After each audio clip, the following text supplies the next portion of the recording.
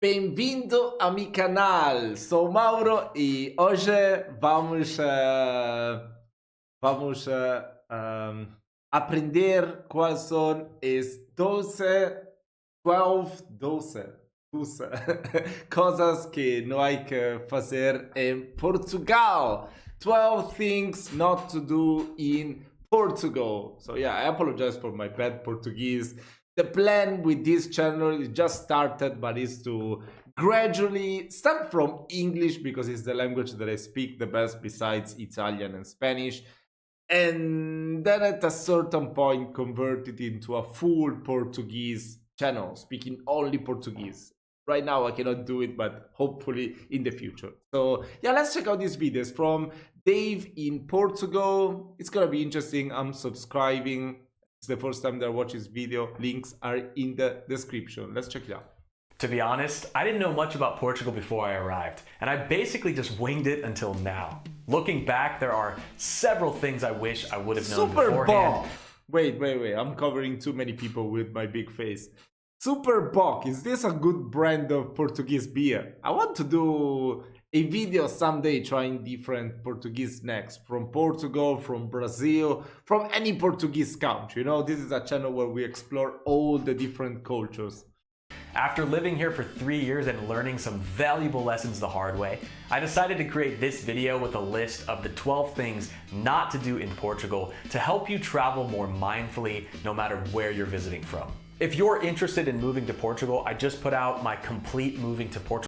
No, I think I saw before a video from him. I think I saw it, but it was like a long time ago when I first started to learn Portuguese. Started learning Portuguese. When was it? It was in 2021, probably. I don't know. Portugal guide at daveinportugal.com. There's a link in the description below. So without further ado, here are 12 things you should not do while visiting Portugal to ensure a smooth, respectful, and enjoyable trip. Number 1, don't forget to use respectful titles. This is probably one of the most important points that I'll mention in this video. The Portuguese highly value politeness, and addressing people correctly is crucial. When speaking to older individuals, professionals, or strangers, use senhor, which is Mr. for men, and senhora, which is Mrs. for women. This demonstrates courtesy and respect, especially in formal settings. It can be considered impolite or overly casual to address someone by their first name unless they invite you to do so. When visiting Portugal, you might notice that not everyone adheres to this practice, but using titles reflects good manners, good upbringing, and social. I feel like it's yeah, of course, it's true that if you're polite with other people or in a formal setting, you will be very much appreciated. It will be the same in Italy as well. But nobody tend to care that much, especially if the other person is struggling with the language. I'm talking about Italian. Like if, I don't know, if someone younger than me would call me sir, yes, I would appreciate it. But if he doesn't speak too well Italian, I wouldn't expect him to know how to address me in a formal way. So I guess it depends. But of course, to learn it, it's a pretty good thing. Awareness. Portuguese people appreciate it when visitors and foreigners show this level of politeness. Wow! Bro, what is this? This is so cool. Indicates that you respect their cultural values. Number 2, don't talk about Messi. A word of caution, even if you believe it to be true, do not tell the Portuguese that Messi is the best football player in the world. Such a statement is like... Oh my god, I always say that. This sounds like a fight between 6 or 7 years old. I used to do that when I was in elementary school, to say, oh, my team is better than yours. The best football player are in my team and not in yours. I mean, come on. Who gives a fuck who's better between Messi and Ronaldo or whatever? Come on. So stupid, this comparison. What the hell? Likely to provoke strong disagreement, even from those who are not particularly interested in football. It can spark a passionate conversation that might escalate into aggressive behavior. In Portugal, there is only one savior more popular than Jesus Christ himself, and that is the one they refer to globally as Ronaldo, but here in Portugal, Cristiano. See! While the Portuguese are generally That was so lame. I mean, I'm a Juventus fan. I had to learn that. Really tolerant and peaceful. This can all change at a moment's notice if you criticize their football club. Believe me when I say there's a reason they don't serve alcohol at football matches in Portugal. What? Really? Is that true? One day we need to check out some Portuguese football. I know that the three clubs that get the most, they have the most fans are Benfica, Sporting Lisboa, and Porto.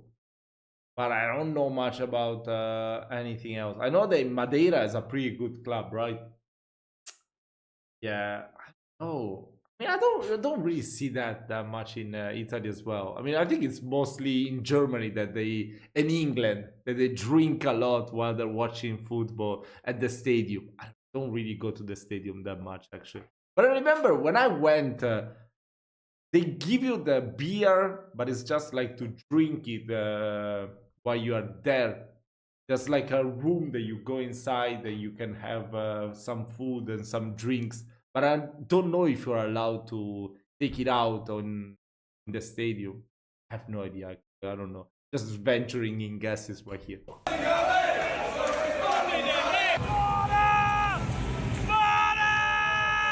Number 3, don't assume everyone speaks Spanish or English.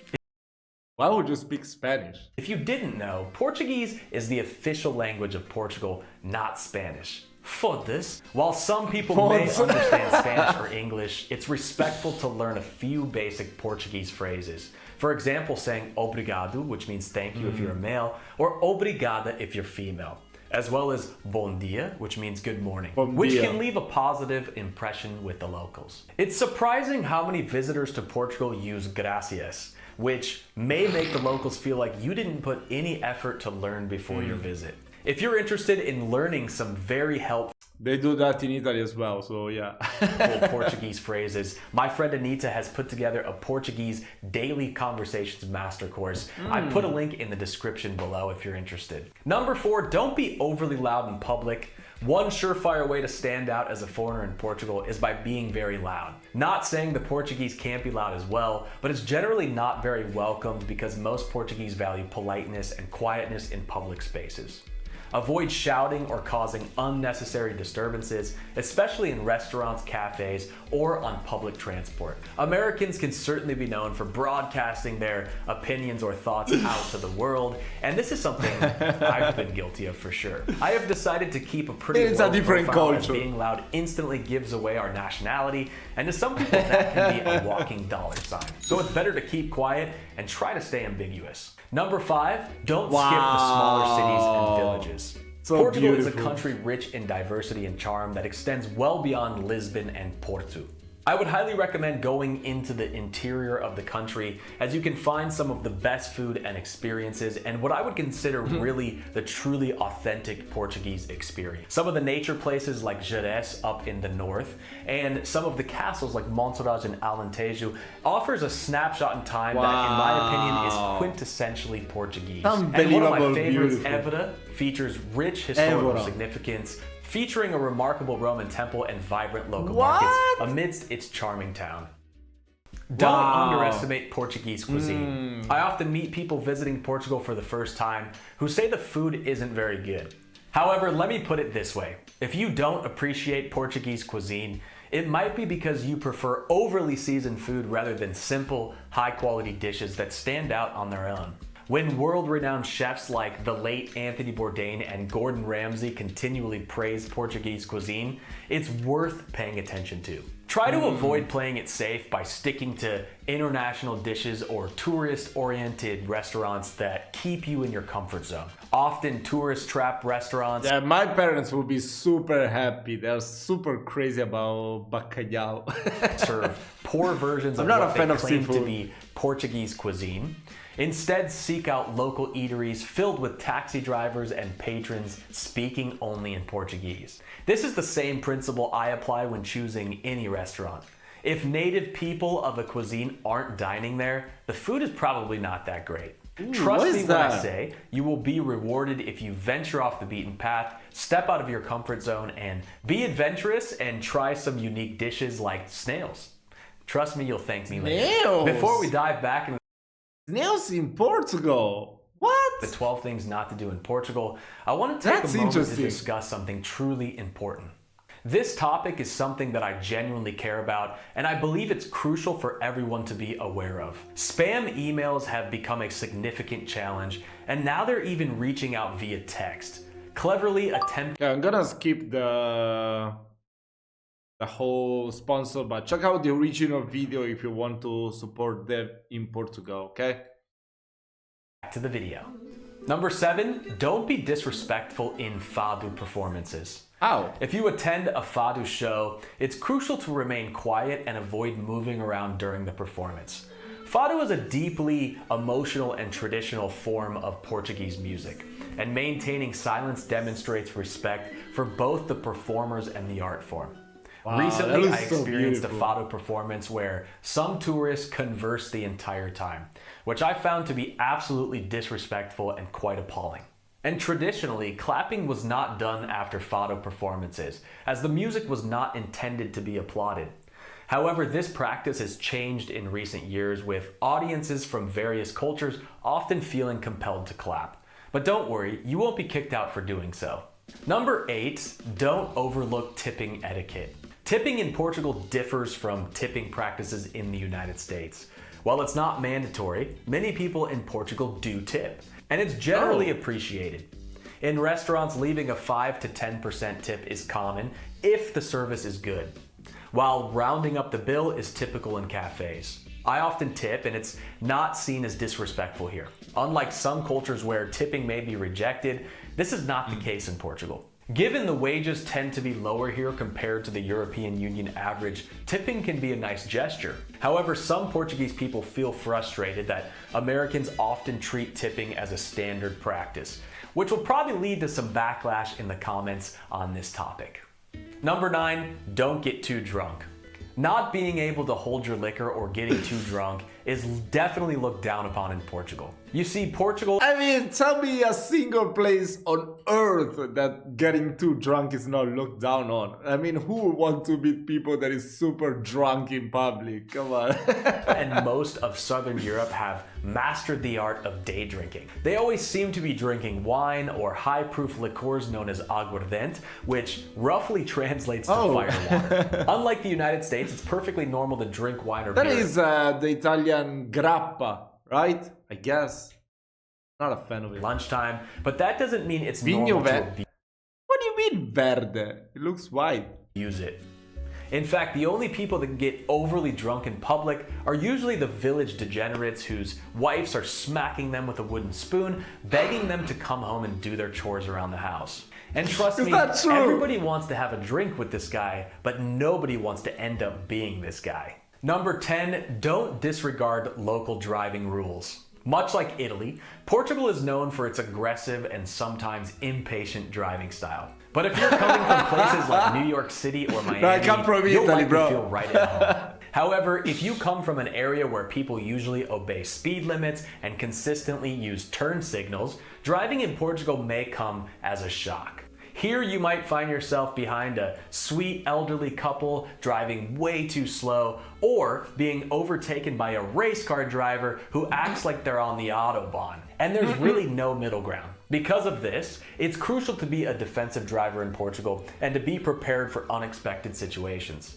As for road rage, it's often best to adopt a goldfish mentality and have a short memory. Otherwise, you might give yourself a heart attack. Number 11, don't underestimate the sun and the ocean in Portugal. The sun in Portugal can be particularly intense, especially in the picturesque region of the Algarve. To protect your skin from harmful rays, it's essential to apply a generous amount of sunscreen before heading out. And when it comes to swimming in the Atlantic Ocean, be mindful of the powerful waves and strong currents that can catch you off guard. Portugal is known for having some of the biggest waves in the world.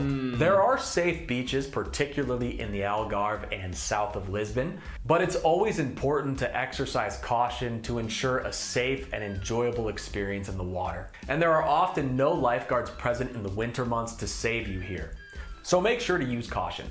And lastly, this one should go without saying, but don't forget to respect sacred sites. Respecting sacred sites in Portugal is essential for preserving the country's cultural, historical, and spiritual heritage. Portugal is home to numerous sacred places, including ancient churches, monasteries, chapels, and pilgrimage sites such as Fatima and the Geronimos Monastery. So beautiful. Which hold deep religious and historical significance here. These sites are not only architectural marvels, but also spaces of reflection, worship, and connection for many people. Disrespectful behavior such as loud disruptions, inappropriate clothing, or vandalism can diminish the sanctity of these spaces and harm their cultural integrity. By showing reverence and adhering to proper etiquette, visitors help safeguard these treasures for future generations while honoring the traditions and beliefs of the community. I mean, the clothing part I don't really agree with. Like, when you're traveling, especially if it's summer, you're walking so much. I've seen on my phone, I have the app that counts how many steps you take every day. I always try to get at least 10,000 a day. I mean, I'm trying to get even more. It should be better. So whenever you're traveling, at the end of the day, you gotta check your phone and you gotta always like 25 to 30,000 steps. It's insane if you think about it. So wearing clothes that are appropriate for different churches or stuff like that, it's not that easy. I mean, I think it's something that should be looked upon. It's not that people is dressing in a certain way just because they don't care, they don't want to respect the place. It's just because they're on vacation. You cannot dress like very formal and appropriate wherever you go. You would dress to feel comfortable. I mean, of course, not like just go in a bikini or your costume, but I'm saying like if you have short pants and a t-shirt like I'm wearing right now, it should be fine. It shouldn't be too crazy. You're free to disagree with me, of course, come on. So yeah, I don't know. I want to know what you think about this. To me, it should be like that because I like to travel and yeah, I could never walk that much and explore so many places if I'm dressed too formal, I would say. Communities who cherish them. Respecting sacred sites ensures that they can continue to inspire awe and provide spiritual solace for centuries to come. I hope this video has helped you understand how to respectfully engage with the locals and appreciate Portugal's beautiful culture. If you plan to visit Portugal, remember to leave it better than you found it. Respect the cities, the nature, and of course, the people. Support local shops and consider venturing off the beaten path. And who knows, you might just have yourself a good time. If you want to see more videos about Portugal and the rest of Europe, make sure to hit the like and subscribe button as I'll be posting videos like this every single week on this channel. This is some guy named Dave in Portugal, and hopefully we'll see you next time. Ooh, look at that, wow. Must try Portuguese foods. Maybe we're gonna check out this video as well. Yeah, I mean, even though I really feel that this video was designed to Americans, it was still nice. Many informations that I didn't know. And yeah, that was pretty cool. I feel like next I want to do some videos checking out the most beautiful places in Portugal and other places where Portuguese is spoken. So if you have any more recommendations, let me know. And of course, feel free to object any of the things that were mentioned here or to add more that were not mentioned. Thank you so much for watching. Wish you all a lovely weekend. Ciao, ciao.